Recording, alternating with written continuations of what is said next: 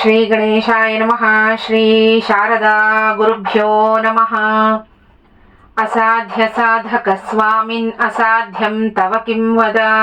ರಾಮದೂತ ಕೃಪಾ ಸಿಂಧೋ ಮತ್ಕಾರ್ಯಂ ಸಾಧಯ ಪ್ರಭೋ. ಶ್ರೀ ಸುಂದರಕಾಂಡದ ಮುಂದಿನ ಸರ್ಗಗಳನ್ನ ಶ್ರವಣ ಮಾಡೋಣ. ಸೀತಾದೇವಿ ಅಶೋಕವನದಲ್ಲಿ ಕೂತು ಬಹಳವಾಗಿ ದುಃಖ ಪಡ್ತಿದ್ಲು. ಸರ್ವ ಪ್ರಕಾರದಿಂದಲೂ ಶ್ರೀರಾಮನನ್ನೇ ಸ್ಮರಣೆ ಮಾಡ್ತಿದ್ಲು. ರಾವಣನ ಮಾತುಗಳನ್ನ ನೆನೆದು ಆಗಾಗ ಭಯ ಪಡ್ತಿದ್ಲು. ಅವಳ ಮುಖವೂ ಬಾಡಿ ಹೋಗಿತ್ತು. ನಂತರ ಅವಳು ಶಿಂಶುಪಾ ವೃಕ್ಷದ ಬುಡದಲ್ಲಿ ಕೂತು ದುಃಖದಿಂದಲೇ ದೀರ್ಘವಾಗಿ ಸಮಾಲೋಚನೆ ಮಾಡಿ ಕಡೆಗೊಂದು ನಿರ್ಧಾರಕ್ಕೆ ಬರ್ತಾಳೆ. ತನ್ನ ತಲೆಗೂದಲನ್ನ ಹಿಡ್ಕೊಂಡು ಈ ಕೇಶ ಪಾಶದಿಂದಲೇ ಉರುಳು ಹಾಕಿಕೊಂಡು ಅತಿ ಶೀಘ್ರವಾಗಿ ಯಮನ ಸಮೀಪಕ್ಕೆ ನಾನು ಹೋಗ್ತೀನಿ ಅಂತ ನಿರ್ಧರಿಸಿದ್ಲು. ಆ ಶಿಂಶುಪಾ ವೃಕ್ಷದ ರೆಂಬೆಯನ್ನ ಹಿಡ್ಕೊಂಡು ಶ್ರೀರಾಮನನ್ನ ಲಕ್ಷ್ಮಣನನ್ನ ಹಾಗೆ ತನ್ನ ಕುಲವನ್ನ ಕುರಿತು ಯೋಚಿಸ್ತಿದ್ಲು. ಮೃದು ಅವಯವಗಳಿಂದ ಕೂಡಿದ್ದ ಸೀತಾದೇವಿಗೆ ಆ ಸಮಯದಲ್ಲಿ ಶೋಕವನ್ನ ದೂರಗೊಳಿಸೋ ಧೈರ್ಯವನ್ನ ತಂದುಕೊಡುವಂತಹ ಶ್ರೀರಾಮನ ಆಗಮನ ಸೂಚಕವಾದ ಶುಭ ಶಕುನಗಳು ಕಾಣಿಸ್ಕೊಂಡವು. ಸೀತಾದೇವಿಯ ಎಡಗಣ್ಣು ಹಾಗೆ ಎಡಭುಜ ಅದರುತ್ತಿತ್ತು. ಹಾಗೆ ಅವಳ ಎಡ ತೊಡೆಯೂ ಅದರುತ್ತಿತ್ತು. ಅದು ಶ್ರೀರಾಮ ತನ್ನ ಎದುರಿನಲ್ಲೇ ನಿಲ್ತಾನೆ ಅನ್ನೋದನ್ನ ಹೇಳ್ತಿರೋ ಹಾಗೆ ಕಾಣ್ತಿತ್ತು. ಈ ರೀತಿಯಾದ ನಾನಾ ವಿಧದ ಶುಭ ಶಕುನಗಳನ್ನ ಕಂಡ ಸೀತಾದೇವಿ ಶ್ರೀರಾಮ ಬಂದೇ ಬರ್ತಾನೆ ಅನ್ನೋ ಭರವಸೆಯಿಂದ ಶೋಕರಹಿತಳಾದ್ಲು. ಆಲಸ್ಯವನ್ನ ತೊರೆದು ಮನಸ್ಸಿನ ಸಂತಾಪವನ್ನ ದೂರಗೊಳಿಸಿ ಶಾಂತಳಾದ್ಲು. ಅವಳ ಚಿತ್ತವೃತ್ತಿ ಹರ್ಷದಿಂದ ವಿಕಾಸಗೊಂಡು ಹರ್ಷ ತುಂಬಿದ ಮುಖದಿಂದ ವೈದೇಹಿ ಕಂಗೊಳಿಸ್ತಿದ್ಲು.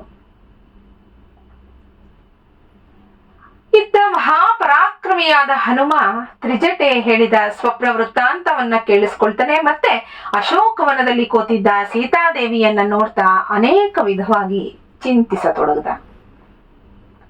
ಪ್ರಭುವಾದ ಸುಗ್ರೀವನಿಂದ ಚಾರನಾಗಿ ನಿಯೋಜಿಸಲ್ಪಟ್ಟಿರೋ ನಾನು ರೂಪವನ್ನ ಬದಲಾಯಿಸಿಕೊಂಡು ನಿಗೂಢವಾಗಿ ಸಂಚರಿಸ್ತಾ ಶತ್ರುವಿನ ಬಲವನ್ನ ಪರಿಶೀಲಿಸ್ತಾ ಕೊನೆಗೆ ಈ ದೃಶ್ಯವನ್ನ ನೋಡಿದೆ ಅನ್ಕೋತಾನೆ.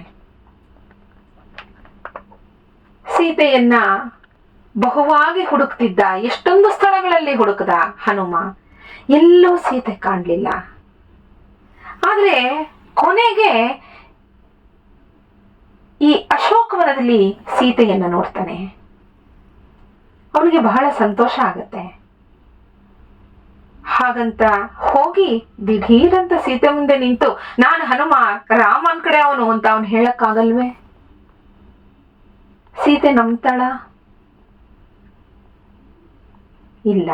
ಸೀತೆ ಹೀಗಿದ್ದಾಳೆ ಅಂತ ಶ್ರೀರಾಮ ಅವಳ ಗುಣಗಳನ್ನಾಗ್ಲಿ ಚಿಹ್ನೆಗಳನ್ನಾಗ್ಲಿ ರೂಪ ಇವೆಲ್ಲವನ್ನು ವರ್ಣಿಸಿ ಕಳಿಸಿದ್ದ. ಹನುಮ ಏನೋ ಕಂಡುಹಿಡ್ದ. ಆದ್ರೆ ಹನುಮ ಶ್ರೀರಾಮನ ಕಡೆಯವನು ಅಂತ ಸೀತೆಗೆ ಹೇಗೆ ಗೊತ್ತ? ಅವಳು ಹೇಗೆ ಅದನ್ನ ಸ್ವೀಕಾರ ಮಾಡ್ತಾಳೆ ಇವನು ಹೋಗಿ ಹೇಳಿದ್ರೆ? ಇಷ್ಟೊಂದು ಪರಿಪರಿಯಾದ ಯೋಚನೆಗಳು ಹನುಮನನ್ನ ಕಾಡೋಕೆ ಶುರು ಮಾಡ್ತವೆ.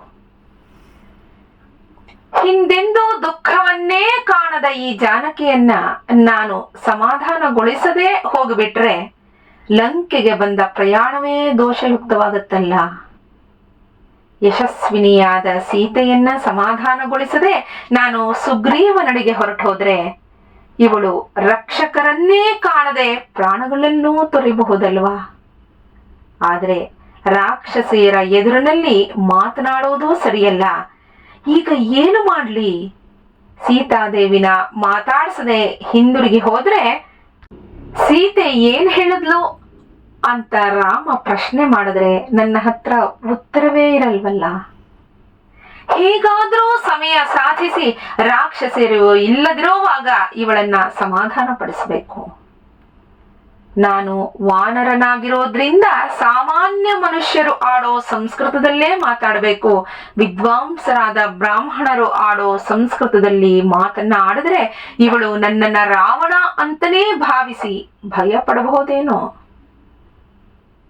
ಅಕಸ್ಮಾತ್ ನಾನು ಬಂದಿರೋ ಸುಳಿವು ರಾಕ್ಷಸರಿಗೆ ಗೊತ್ತಾದ್ರೆ ಅವರು ನನ್ನೊಡನೆ ಯುದ್ಧ ಮಾಡಬಹುದು ಅಥವಾ ನನ್ನನ್ನ ಬಂಧಿಸಲೂಬಹುದು. ಹಾಗೇನಾರೋ ಆದ್ರೆ ಶ್ರೀರಾಮನ ಕಾರ್ಯಸಿದ್ಧಿಗೆ ಸಹಾಯ ಮಾಡೋ ಬೇರೆ ಯಾರೋ ನನಗೆ ಕಾಣ್ತಿಲ್ವಲ್ಲ. ಕೈಗೂಡೋ ಕಾರ್ಯಗಳೂ ಕೂಡ ಅವಿವೇಕಿಯಾದ ದೂತ ದೇಶ ಕಾಲಗಳಿಗೆ ವಿರುದ್ಧವಾಗಿ ಕೈಗೊಂಡ್ರೆ ಸೂರ್ಯೋದಯವಾದಯೊಡನೆ ಕತ್ತಲೆ ವಿನಾಶಗೊಳ್ಳೋ ಹಾಗೆ ಎಲ್ಲ ಕಾರ್ಯಗಳು, ಎಲ್ಲ ಸಾಧನೆಗಳು ನಿಷ್ಫಲವಾಗತ್ವಲ್ಲ. ಶ್ರೀರಾಮನ ಕಾರ್ಯ ಹಾಳಾಗದೆ ಸಿದ್ಧಿಸೋದು ಹೇಗೆ? ನನ್ನ ಈ ವ್ಯಥೆ ಹೇಗೆ ದೂರವಾಗತ್ತೆ? ನಾನು ಯಾರ ಬಳಿ ಹೇಳಿಕೊಳ್ಳಿ? ಸಮುದ್ರೋಲ್ಲಂಘನ ವ್ಯರ್ಥವಾಗದಿರೋದು ಹೇಗೆ? ಸೀತೆ ಉದ್ವೇಗಗೊಳ್ಳದೆ ನನ್ನ ಮಾತನ್ನ ಕೇಳೋ ಬಗೆ ಹೇಗೆ? ಮೊದಲೇ ನೊಂದಿರುವಂಥ ಮನಸ್ಸು. ಯಾರು ತನ್ನವರೊಂದಿಗೆ ಇಲ್ಲದಿರೋ ಸೀತೆ ಯಾರನ್ನ ನಂಬ್ತಾಳೆ? ಎಲ್ಲರನ್ನೂ ಕಪಟಿಯಾದ ರಾವಣನೇನೋ ಅಂತ ಭಾವಿಸ್ತಾಳೆ. ಈ ರೀತಿಯಾದ ಹಲವಾರು ಯೋಚನೆಗಳು ತತ್ಕಾಲೋಚಿತವಾಗಿ ಹನುಮನನ್ನ ಕಾಡ್ತಿದ್ವು. ಏವಂ ಬಹುವಿಧಾಂ ಚಿಂತಾಂ ಚಿಂತಯಿತ್ವಾ ಮಹಾಕಪಿಃ ಸಂಶ್ರವೆ ಮಧುರಂ ವಾಕ್ಯಂ ವೈದೇಹ್ಯ ವ್ಯಾಜಹಾರಃ. ಮಹಾಮತಿಯಾದ ಹನುಮಂತ ಸೀತೆಯೊಡನೆ ಮಾತನಾಡೋದಿಂದಾಗ್ಲೂ ನಾನಾ ಪ್ರಕಾರವಾದ ಸಾಧಕ ಬಾಧಕಗಳನ್ನ ಸಮಾಲೋಚಿಸಿ ವೈದೇಹಿಗೆ ಮಾತ್ರವೇ ಚೆನ್ನಾಗಿ ಕೇಳಿಸೋ ರೀತಿಲಿ ಸುಮಧುರವಾದ ಮತ್ತೆ ಕರ್ಣಾನಂದಕರವಾದ ರಾಮಕಥೆಯನ್ನ ಹೇಳೋಕೆ ಪ್ರಾರಂಭಿಸಿದ. ರಾಮಕಥೆ ಅಂದ್ರೆ ರಾಮ ಹುಟ್ಟಿದಾರಭ್ಯ ಸರಳವಾಗಿ ಅವನ ಚರಿತ್ರೆಯನ್ನ ಹೇಳ್ತಾ ಬರ್ತಾನೆ.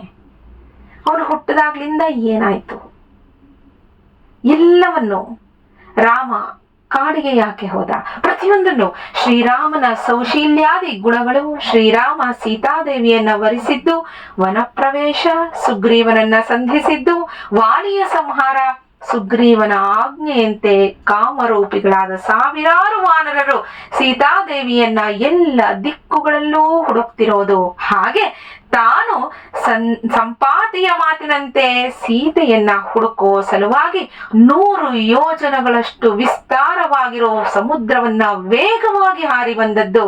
ಸೀತಾದೇವಿ ಎಂತಹ ರೂಪವತಿ ಅಂತನೂ, ಎಂತಹ ಬಣ್ಣದವಳಂತನೂ, ಎಂತಹ ಚಿಹ್ನೆಗಳುಳ್ಳವಳು ಅಂತನೂ ಶ್ರೀರಾಮ ವರ್ಣಿಸಿದ್ನೋ ಅಂತಹುದೇ ರೂಪ ವರ್ಣ ಚಿಹ್ನೆಗಳುಳ್ಳ ದೇವಿಯ ಬಳಿಗೆ ನಾನೀಗ ಬಂದಿದ್ದೀನಿ ಅಂತ ಹೇಳಿ ವಾನರ ಶ್ರೇಷ್ಠನಾದ ಹನುಮಂತ ಸುಮ್ಮನಾದ.